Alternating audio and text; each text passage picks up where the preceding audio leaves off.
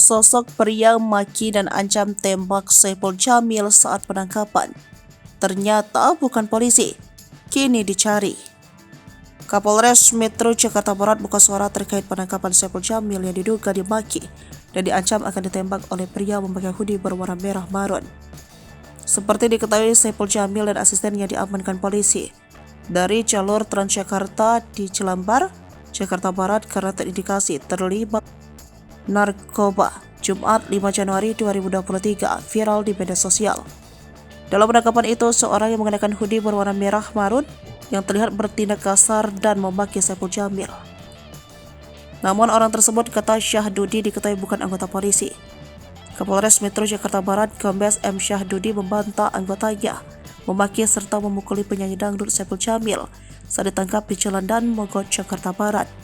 Setelah kami cross-check dengan 3 orang penyidik di TKP dan juga videonya itu bukan anggota kami, ujar Syahdudi saat konferensi pers di Mapolsek Tambora, Sabtu 6 Januari 2023. Itu setelah dikonfirmasi ternyata bukan polisi. Ini sedang kami cari juga orang itu, ucap dia. Kendati begitu, Syahdudi memastikan anggotanya tidak melakukan kekerasan maupun memaki Saipul Jamil serta asistennya saat penangkapan tersebut.